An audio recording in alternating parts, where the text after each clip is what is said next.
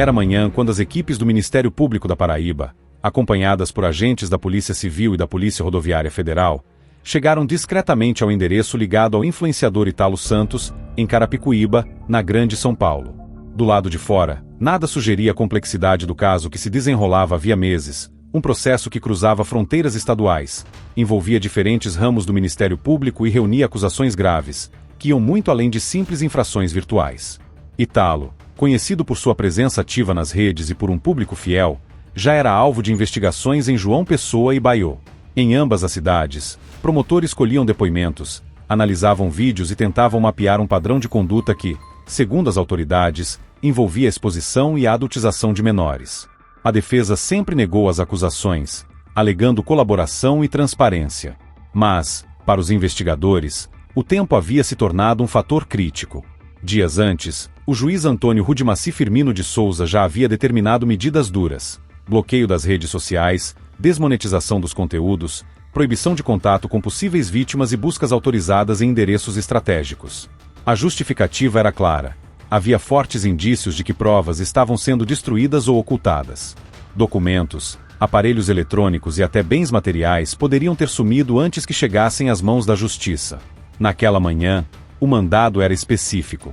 Não se tratava apenas de cumprir uma formalidade judicial, mas de impedir que novas evidências se perdessem. A equipe chegou preparada. Portas poderiam ser arrombadas, gavetas reviradas, cada canto do imóvel precisaria ser inspecionado com rigor. Não havia margem para distrações. Ao entrar, o contraste foi imediato. A residência, por fora silenciosa, revelava um ambiente que parecia ter sido deixado às pressas. Objetos fora do lugar, armários parcialmente esvaziados, sinais de movimentação recente. Para a polícia, isso indicava que alguém havia tentado remover o que poderia comprometer a defesa. Entre os primeiros pontos vistoriados, estavam os locais onde normalmente se guardam equipamentos de gravação e armazenamento de dados.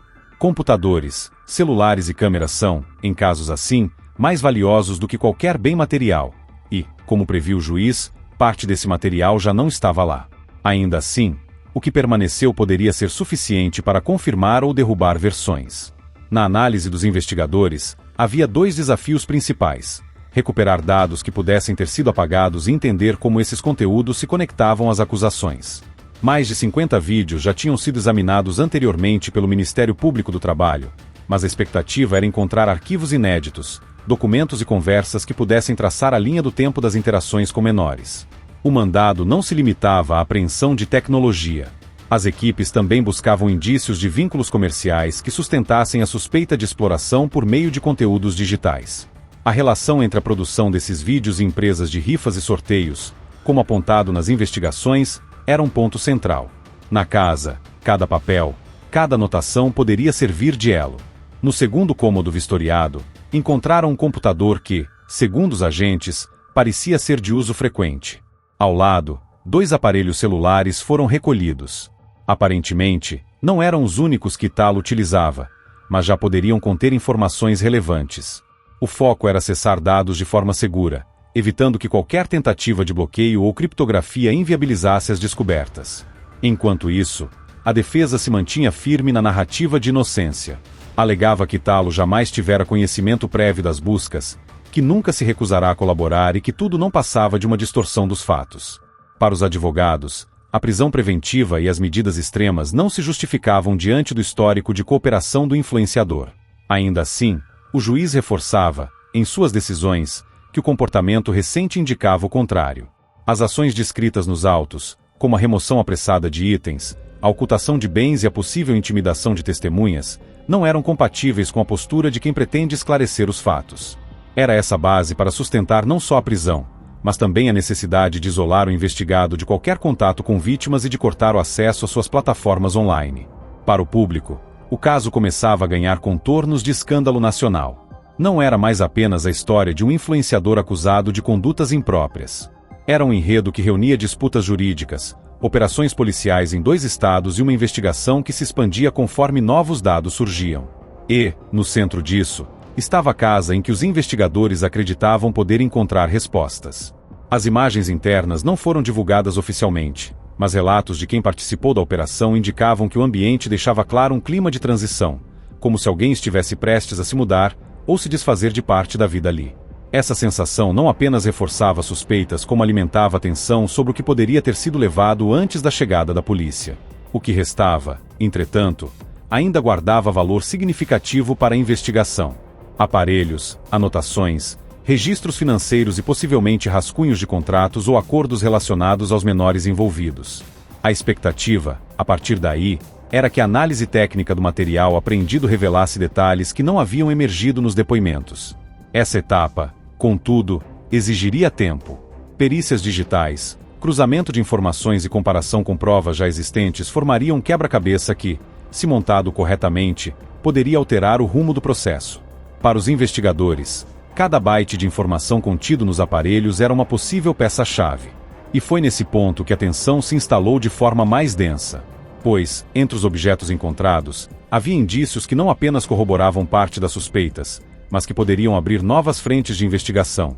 E essas, talvez, fossem ainda mais sensíveis do que o que já havia vindo à tona. Os peritos iniciaram o trabalho com precisão. Cada objeto, cada documento, cada arquivo digital foi registrado, embalado e catalogado. Não se tratava apenas de recolher provas, mas de preservar a integridade de tudo, para que nada fosse questionado em tribunal. No computador apreendido, havia pastas nomeadas de forma genérica, mas que, segundo fontes ligadas à operação, continham registros de conversas, planilhas de pagamentos e arquivos de vídeo ainda não analisados pelo Ministério Público. Em um dos celulares, foram localizados aplicativos com histórico de mensagens e transferências bancárias.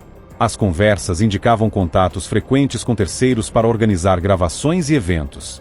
O que chamou a atenção dos investigadores foi a presença de diálogos sobre a participação de menores de idade, acompanhados de negociações envolvendo presentes e aparelhos eletrônicos, detalhes que coincidem com as denúncias sobre um suposto esquema de emancipação em troca de benefícios. Outro ponto crítico foi a identificação de imagens utilizadas em campanhas publicitárias e rifas online, vinculadas a perfis de redes sociais e canais de comunicação de empresas. Algumas dessas imagens continham a presença de menores, o que reforçou a suspeita de uso indevido para fins comerciais. A Lotep já havia sido provocada a agir, e o material encontrado parecia fortalecer o pedido de suspensão das atividades. Os investigadores também apreenderam anotações manuscritas. Nelas, constavam nomes, idades, datas e descrições de eventos. Não havia, naquele momento, a confirmação de que todos os nomes eram de menores, mas parte deles coincidia com informações já obtidas nos depoimentos. Para o Ministério Público, aquilo poderia representar uma espécie de agenda ou controle interno sobre a participação de pessoas nos conteúdos produzidos. Havia ainda registros fotográficos armazenados em um HD externo, cujo acesso inicial foi bloqueado por senha. O equipamento foi encaminhado para análise forense, e a expectativa era que, ao desbloqueá-lo, pudessem emergir evidências mais concretas sobre o tipo de material produzido. Nessas investigações, cada dispositivo é um potencial arquivo de memória que pode reconstituir a linha do tempo dos acontecimentos. A presença de recibos e comprovantes de transações em dinheiro também chamou a atenção. Parte dessas movimentações não aparecia nas contas oficiais do influenciador e poderiam indicar pagamentos realizados fora dos registros formais. Essa descoberta levantou a hipótese de que havia um fluxo paralelo de recursos, possivelmente relacionado à contratação de serviços e produção de conteúdo com participação de menores. O juiz já havia registrado nos autos que Talo e o marido, Israel Nata Vicente, tentaram remover e ocultar evidências. O estado parcial de alguns cômodos, a ausência de equipamentos listados em buscas anteriores e a pressa aparente em esvaziar a residência reforçavam essa percepção.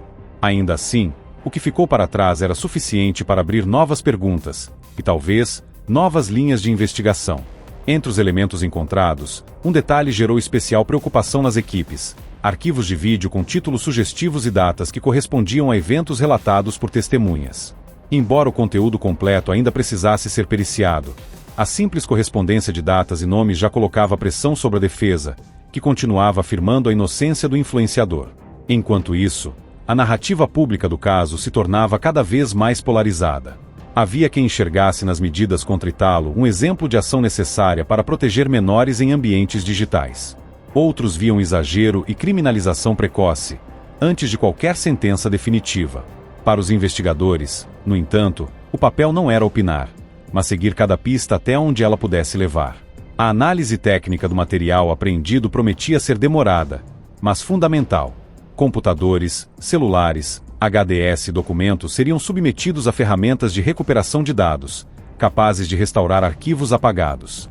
Esse processo poderia revelar se houve tentativa deliberada de eliminar provas ou se determinados conteúdos foram removidos de forma casual. Em crimes que envolvem a esfera digital, a diferença entre essas duas hipóteses é decisiva. Em meio às provas físicas e digitais, a questão central permanecia: qual era, de fato, a extensão do envolvimento do influenciador com as condutas descritas nos autos?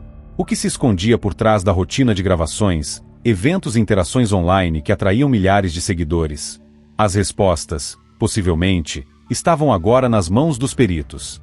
O caso, que começou com denúncias de vizinhos e ganhou repercussão nacional após um vídeo de outro criador de conteúdo, se transformava em algo maior. Não era mais apenas sobre o que se via nas redes, mas sobre o que estava por trás delas: as negociações, os bastidores, os nomes que raramente apareciam nos créditos. Para quem acompanhava de fora, a imagem era clara. A casa que um dia servirá como palco para vídeos e transmissões se tornará o epicentro de uma investigação complexa, onde cada detalhe encontrado poderia reescrever a narrativa pública do influenciador.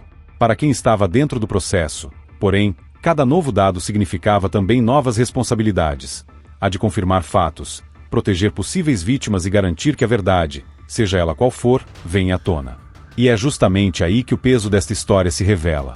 Porque, mais do que responder às acusações, o material encontrado tem o potencial de expor não apenas condutas individuais, mas também fragilidades de um ecossistema digital onde a fronteira entre conteúdo e exploração é, muitas vezes, mais tênue do que se imagina.